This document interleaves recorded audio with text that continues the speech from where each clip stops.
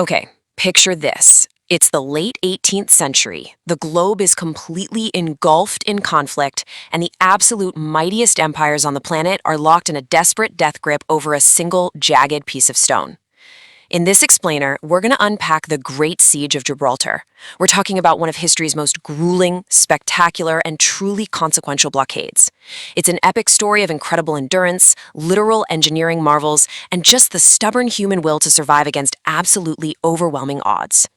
But right off the bat, the very first question we have to ask ourselves is why? Why fight over this tiny rock? Why would a seemingly isolated small piece of land spark a massive, bloody geopolitical conflict between heavy-hitting European superpowers like Spain, France, and Great Britain? Well, to really understand the sheer scale of the blood and treasure spent here, we've got to look at the geography. Because in this case, geography literally is destiny. The answer actually comes down to a single number, 14.3. That is the exact width, in kilometers, of the Strait of Gibraltar. It's an incredibly narrow yet absolutely vital geographic choke point. Think about it. Whoever controls this tiny 14.3-kilometer gap effectively controls the gateway that connects the massive Atlantic Ocean right to the Mediterranean Sea. If you hold a rock, you hold the keys to the Mediterranean trade routes, naval dominance, and ultimate military supremacy. And the significance of this choke point runs incredibly deep into antiquity. To the ancient Greeks and Romans, Gibraltar, along with Morocco's Jebel Musa right across the water, were famously known as the Pillars of Hercules. According to the old myths, the hero Hercules actually forged these pillars during his 10th labor. For centuries, they literally marked the ultimate edge of the known world. Beyond them lay the vast, terrifying mysteries of the Atlantic Ocean. But by the time we get to the 18th century, those ancient myths were totally replaced by very real and very deadly geopolitical tensions. Fast forward a bit to the era of the American Revolutionary War. While Great Britain was heavily distracted fighting its rebellious colonies way across the Atlantic, Spain and France saw a golden opportunity. They formed an alliance to capitalize on Britain's divided attention and their incredibly stretched resources. Their primary prize? Ripping Gibraltar away from the British, who had actually held it ever since the Treaty of Utrecht back in 1713. Which brings us right to 1779. The Spanish and French forces didn't just launch a standard attack, they initiated a total, suffocating blockade. We're talking about completely cutting off the territory from the rest of the world, both by land and by sea. The strategy here was simple but brutally effective. If they couldn't take the rock by force right away, they were just going to starve the British out. To really put this into perspective, just look at the sheer imbalance of power. Outside the fortress walls, you had an overwhelming Allied army of 35,000 Spanish and French troops setting up camp, and they were supported by massive naval fleets. But inside the rock, just 7,000 British troops and civilians. They were totally isolated, vastly outnumbered, and trapped. It was a true David versus Goliath scenario. Except this Goliath, he was perfectly prepared to wait. So as the months dragged on into years with absolutely no end in sight, the grim reality of the siege really set in. The defenders had to rely on a mix of pure endurance and sheer ingenuity. When you are trapped on a giant rock, completely cut off from your empire, survival forces you to adapt in ways you probably never thought possible. The conditions inside the fortress got absolutely horrifying. With a complete cutoff of fresh supplies, severe starvation quickly set in. And without any fresh fruits or vegetables, brutal outbreaks of scurvy started ravaging the population. It was gruesome, causing teeth to literally fall out and old wounds to reopen. Hundreds of civilian and military defenders died. And it wasn't just from enemy cannon fire, but from the slow, agonizing grip of disease and malnutrition.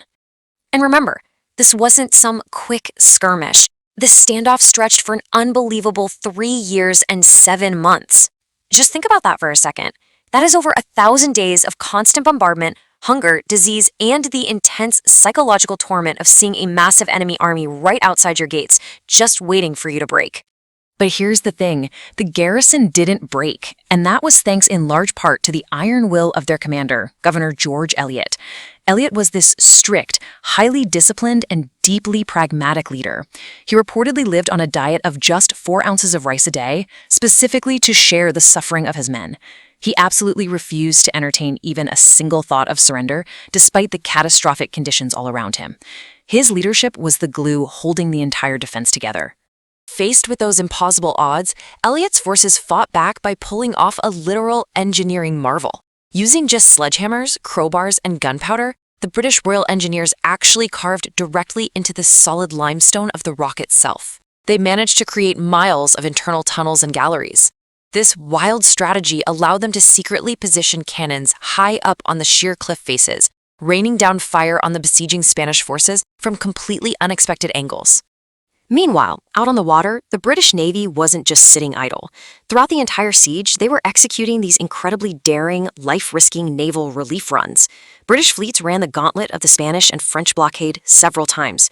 They literally fought their way through the narrow strait just to drop off enough food, gunpowder, and reinforcements to keep the garrison barely alive. It was this intense, dangerous game of cat and mouse on the high seas. By 1782, the Spanish and French were getting incredibly frustrated. The whole starvation tactic was just taking way too long, so they decided to end it once and for all. This leads us right to the terrifying climax of the conflict, an event known as the Grand Assault. This was the largest single action of the entire war, and it was designed to completely, utterly obliterate the British defenses. To guarantee a win, the Allied forces rolled out a secret weapon: floating batteries. These were massive, specially designed floating cannon ships.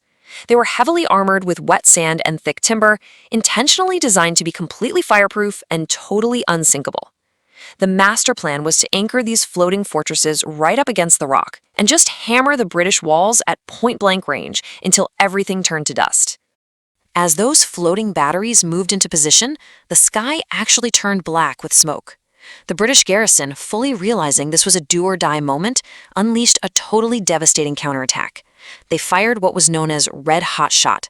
These were actual cannonballs baked in furnaces until they glowed red-hot. They rained this intense, blistering fire straight down upon the encroaching wooden fleet. And that barrage, it was the ultimate turning point of the siege. Because it turns out, the supposedly invincible floating batteries could not withstand an onslaught of glowing red iron. The red-hot shot lodged deep into the wooden hulls of the Spanish and French ships, smoldered, and eventually ignited. One by one, those floating batteries caught fire, exploded in massive fireballs, and sank right into the strait. The back of the Grand Assault was completely broken. With the absolute failure of the Grand Assault, the Allied forces finally realized that Gibraltar simply could not be taken by force. As the smoke of the battlefield slowly began to clear, the conflict transitioned away from the roaring cannons and moved into the quiet, calculating rooms of diplomatic tables. So in 1783, the Treaty of Paris was officially signed. Now, this monumental treaty is mostly famous for formally recognizing the independence of the United States, which obviously ended the American Revolutionary War. But it also brought a formal end to this historic, grueling siege. After 3 long years and 7 agonizing months, the blockade was finally lifted. Against all odds, the British had held the rock. But the end of the siege wasn't exactly the end of the story. The original 1713 treaty that gave Britain the rock in the first place, combined with the immense amount of blood spilled during this Great Siege, created some massive geopolitical ripples. The tension between Spain and Britain over this tiny, strategic choke point has lingered for over 3 centuries. It casts a long, complicated shadow that survives to this very day. And at the very center of this centuries-old tug of war are the actual people. Today, there are roughly 33,000 modern-day Gibraltarians living right there on the rock. Over time, they have developed a deeply unique, distinct culture. They identify proudly as neither fully Spanish nor entirely British. They are their own people, living on a sliver of land that has been shaped by relentless history and constant geopolitical friction. So to wrap up this explainer, we're left with a pretty profound question. With the shifting borders and the political uncertainties of a post-Brexit Europe, what exactly is the future for these 33,000 people? The Great Siege proved just how far empires would go to control this tiny rock. But it really makes you wonder, has the battle for Gibraltar ever truly ended?